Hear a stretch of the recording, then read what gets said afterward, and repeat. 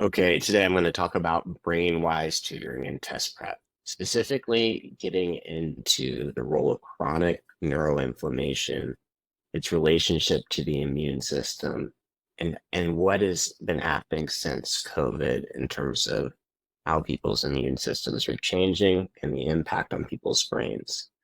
We're going to be we'll be talking about how to capitalize on this awareness as a tutoring executive or just a tutor. All right, it's a little bit about me. I've tutored a lot in the past 12 years and have been the CEO of my own learning company, Streamline Learning, for the past 10. I am also a certified CIRS proficiency partner, CIRS standing for chronic inflammatory response syndrome. What's been surprising is how my passion for getting myself healthy from a chronically ill state has played a role in how I understand student learning through tutoring these days, especially in test prep. Here's my quick story. I'm not going to bore you guys, but it's a little dramatic, but it should illustrate. I want you to take away from this that my story is a lot like everybody's story will be. Um, and I want to and I want to just point out the details very specifically of my journey just to see if just so that if you know somebody or have experienced something similar yourself, that you can see the parallels, not to make myself out as a hero. If anything, I'd be a tragic hero. Okay, so in 2015, I launched Streamline Learning in Baltimore. I was an in-person company at the time. Pretty quickly thereafter, I got engaged and also got and then quickly got broke up, being in a very just getting increasingly sick. And then after breaking up, I got bit by a brown recluse spider. Little did I know, I at the time I was thinking I had Lyme's disease, or some kind of variation of that, but I didn't know I was living in a house that my the mold remediator or tester said was the worst black mold levels he had seen in his career. What we'll learn is black mold is not the thing that we need to worry the most about in terms of bad air and brain health and how it might be impacting students post COVID. But we'll get into that in a second. In 2020 March, right when COVID was coming along, I did a 20-day water fast. That means I just drank water for a straight 20 days. Because I had this condition and didn't know it, which causes frequent urination because of a lack of production of antidiuretic hormone. Pretty much when I was drinking water toward the end, it would go straight through me, and I was losing a ridiculous amount of weight, and my electrolyte and salt levels got dangerously low. So I'm assuming that doesn't jive with your experience, but just to show the desperation someone can get in from this condition when it gets really bad. Um, but after the fast, where I ended up in a hospital, almost died. I, uh, I learned about bad indoor air. I noticed on a Google search that if you think you have Lyme's, you want to check for bad indoor air, mold, specifically actinomyces and gram-negative bacteria in your living situation or workplace or place of school where you go to school. So I learned about all that after being in and out of a lot of Baltimore schools and my own home that really made me sick. I moved to a new apartment in DC in 2020. My true learning journey begins, and I start to realize Streamline Learning is less about my students learning and more about me learning. So, what's this new thing called biotoxin illness / chronic inflammatory response syndrome? In terms of like public consciousness, it's about as new as long COVID or post COVID syndrome. But the fact is it's a lot simpler than people make it out to be in terms of these various sources of biotoxins. So if you've heard of Lyme's disease, if you've heard of uh, being affected by algal blooms or hysteria outbreaks, for example, in Maryland in the 1980s, made people really sick. These all create similar toxin profiles that people who about a quarter of the population have immune genes called HLAs that make it hard to or impossible to recognize antigens, which are parts of bad guys, bad microbes. So what that means is that you're you have two immune systems, your innate immune system and your adaptive immune system. So your innate immune system recognizes it fine, but it's your adaptive immune system that basically can't create a vaccine or an antibody that can take care of business if you have one of a series of HLAs. And again, a quarter of the population has them, and they are kind of an indirect window into the MHC class 2 proteins that you have, which play a role in T cell antigen expression and identification, which means you just have bad guys in your body you're not aware that your adaptive immune system can't really like recognize or do anything about, which really puts a lot of stress on your innate immune system to handle business. And so usually you can handle business if it's not too bad. And so we saw this pre-COVID pretty clearly, from everything from students being in schools full of asbestos and mold and just dusty HVAC units and very poor ventilation and filtration, causing the White House to declare indoor air quality the #1 public health emergency last year, specifying schools as buildings and government buildings as the biggest problems in the U.S. in terms of who's struggling. So those two together, persistent exposure plus a vulnerable HLA, you don't have to have a vulnerable HLA, but that means you're going to get sicker quicker than the next person who can handle it for longer until more stress kind of comes down the pipe. So when that stress comes down, usually that's in the form of a secondary source of biotoxins. That's what happened to me. I got a spider bite that gave me those Lyme co-infections. So that diagnosis was true, but it didn't. But taking antibiotics for months did not solve the problem because I continued to have toxins, biotoxin stuff in my body that was creating a persistent chronic immune response, which freaking sucked. So that was years of my life that I was barely hanging on and not sleeping and barely able to eat anything. So when that hits, at the time also my fiance broke up with me. So that was the thing that was another thing that got me into a bad place. So you can imagine COVID, both the trauma psychologically and the actual physiological trauma of persistent toxin exposure stuck in your body that was produced by COVID is starting to flip people in terms of methylation occurring where epigenetic changes take place and your body's turns into a state of hypometabolism as if all your cells are playing. And this is as a result of ribotoxin exposure that just dismantles the energy center of the cell, mitochondrial function. And so a lot of a long-term version of this is like chronic fatigue syndrome or fibromyalgia, where more long-term changes, including autoimmune factors, start to transpire. It's not too late at that point, but it definitely requires a different protocol in terms of being able to treat that effectively. And the gains may not be as significant as someone who's not at that point yet.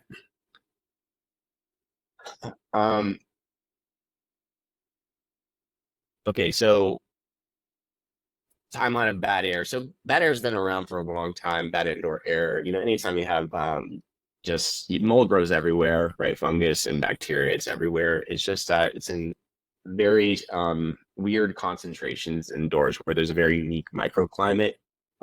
Temperatures that basically vary between 68 and 72 degrees very, very strictly. Not much breeze or wind coming through. This can be a safe haven for a lot of pernicious microbes, especially when there's water damage or dust, where makes it a lot easier for microbes to, for example, grow on paper-based drywall extremely fast, or insulation or anything like that. So this has been going on for a while, but when we found out that lead paint was bad, fungicidal paint replaced it because we thought, all those scary movies, black mold, terrible. Now, black mold is something that a minority of people have this kind of response to, but comparatively, it's far more gram. It's bacteria that's the problem. It always has been the problem. And I think it has to do with the fact that people are within the fungal phylum, not the bacteria one, and so we're usually safe in a fungal place, um, especially one that's outdoors, where it's a climate that we've been evolved to be used to over millions of years. So people will talk about just the growing recognition of psychiatric illness among children as a primary factor leading to perceived growth in rates. But it's pretty clear to me that there's also the reality that biotoxin illness or chronic inflammatory response syndrome could be in inflating those numbers more recently because of the more pernicious microbes and the prevalence of them in about 80% of homes in most schools across the US. When COVID hits, it's kind of like me getting that spider bite after living in a very moldy home after a couple of years. It's just a huge increase of toxin load that your innate immune system is trying to deal with, and the acute symptoms of COVID, that the infection, eventually you'll get better from that, right? But if you survive COVID, then and you have these vulnerable HLAs that are also vulnerable to bad air or Lyme's, then you are very likely to have that epigenetic change take place because of COVID. And it might explain some of the kind of world is gray thinking that takes place, because the reality of neuroinflammation is it literally takes away your ability to detect subtle contrasts. So your world basically gets rare. So in other words, people's immune systems are sensitized. Why aren't you hearing about this? Because one, aside from just so many, I mean, it would be a huge expense for the government to really clean up their act in terms of air and school buildings. And again, this is not just public school buildings; private school is just as bad. We keep forgetting that schools are just buildings and they have very poor maintenance because they focus on other things. But just so happens, janitor happens to be the most powerful person, or anybody who's doing real remediation and looking out for the air safety in school will have a much bigger impact on students' learning and brain safety than any teacher could. And that sounds a lot like what the White House said about your building manager at home having a much bigger impact on your health than your primary care physician. And that's just tracked data that the White House put out there. All right, so now here we are. A bunch of people have what we call chronic inflammatory response syndrome. I'm sure they're going to be describing it in lots of different words, but in terms of the symptomology and the specific things going wrong, it's going to look like not. It could look like a lot like these conditions, but again, it's more about the person's specific genetic immunological response to having biotoxins in terms of having then biotoxins causing one of these or another one of these issues. It's really more about the person's pre-existing constitution in genetics.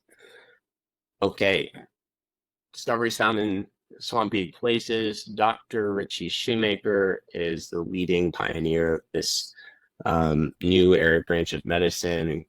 He calls it chronic inflammatory response syndrome because it most adequately describes or aptly describes the condition of the patient, where the bigger issue is not the toxins themselves. It's just that your immune system's in an overreactive state, especially your innate immune system. So he found it in a swampy place during an outbreak of hysteria, one of many sources of biotoxins in Pocomoke, Maryland in the 80s in the Chesapeake Bay. Um, and and again, why did he find it there? Because people were already sick, right? This is what pushed them over the edge. Already in Pocomoke, they had big problems with Lyme disease. They had big problems unknowingly with bad air quality indoors. So that might show up with various psychiatric illnesses, IBS, the kinds of things that you saw on the previous slide. So, so it was a chance discovery that happened in a swampy place. Same thing's happening here in Streamline post-COVID, where we're noticing that crazy percentage of kids are coming in with the symptoms that I have, and are also failing the VCS test. Again, this is something that tests for neurotoxicity. It's been used in the Air Force for about 50 years or more, and to test Air Force pilots who may have been exposed to chemicals. So testing positive on that front, and also hitting the minimum 7 out of 13 symptom clusters that is correlated with a positive diagnosis for biotoxin illness or CRS. Okay, progression of illness. It's a snowball effect. I mean, I felt this. Wow. First, it's a house, it's leaky, or at school, it's leaky, or it's dusty, or just there's just a reason for toxin exposure, and then you sprinkle COVID on top. And that just is the toxin load increases even more at a certain point. Epigenetic changes take place, and the following takes place. You get a leaky immune system, overexertion of innate immune system. You get a depletion of anti-inflammatory hormones and overactivity of pro-inflammatory hormones. This ripples into having a leaky brain or a leaky blood-brain barrier. So that means that there's an increased cytokine load in your brain just as a baseline. So this is kind of the basis of the experience of being triggered easily, because you're already neurologically under attack. And a simple way of kind of thinking of it, inflammation is being on fire. So this is a simple idea of having a brain on fire. And what that feels like, again, you're going to be focusing on external sources as the reasoning in your own head. That's what happened to me. And you turn into a tragic hero, kind of continuing to try to solve problems that it ultimately boiled down to scapegoating. But over time, when you figure out like what's actually causing you to be sensitized, potentially stressful experiences become really exciting learning experiences, and that's what I've experienced since getting better. So leaky brain, it also plays into lowering of MSH and VIP, two very key anti-inflammatory hormones that are depleted in a vast majority in a huge swath of the population across the U.S. for these reasons. And you can pretty much track your MSH number to how good your gut is in terms of how like what you can eat and how limited you need to eat because of sensitivities to food, for example. So when MSH and VIP, who both help out on that front, keep that gut lining and sinus lining, those junctures tight, so that bad actors don't start invading and also producing toxins that go into your bloodstream that you can't metabolize, then things just start to ripple into kind of each thing causing the next thing, including just the fact that like you often lose the ability to smell just post-COVID, or just by having an exposure to bad air. Like I lost my ability to smell before getting COVID, so it makes it harder to tell if there's mold in the place, right? So there's a level of, and it makes you more forgetful, and your short-term memory struggles, and you also struggle to find words so that you can express yourself or even describe your symptoms. So it's pretty hard to get out of, and it's really helpful to have someone who really knows what that experience is like, so that they can kind of do some thinking for you, because it becomes like a Groundhog's Day where you feel like you can't get out. And these doctors have been my personal saving grace, and I hope they can work with more people. I'm not going to go into this, but just to show you that the science is complex, but the action plan is simple. The immune system is incredibly complex system, and has a lot of complementary systems that pretty much all go haywire that explain the overall multi-system dysfunction that makes it so hard to pin down for a traditional doc looking at one side of the elephant. All right, CRS treatment, basic thing, get out of exposure, remove toxins from body with prescription binder. 2, get rid of marks or anything that's colonizing your sinuses or gut lining that's contributing to your toxin load as a result of it having a compromised immune system. This involves taking a crap load of fish oil so that your body can handle that level of inflammation that's associated with that and start to detox from it. And then you take this miracle hormone. I mean, it's not a miracle drug. It's just something that your body's supposed to produce on your own. So yeah, it's a miracle in the fact that your body produces miraculous things. VIP is a miracle drug in terms of getting your anti-inflammatory hormones back up to a normal level so that you can eat again, sleep again, and be a normal person again, like Ian. All right. The biggest and most frustrating step is step 1, getting out of exposure, because it's crazy how bad air is everywhere. But it's crucial to have some time away from our collective addiction to bad air so that your body can heal. Your MSH levels can surge back up. And that gives you a protective mechanism just in case you walk into a moldy building or have some kind of mild exposure. You can take that binder to remove toxins again without having a trip back to Hades, basically. All right, moving along, test prep, tutoring and test prep applications. So I found this really fun. I found I'm starting to really do a good job. Again, data is small now. This is what I'm telling people about neuroinflammation, because I would love to share data and explore this together.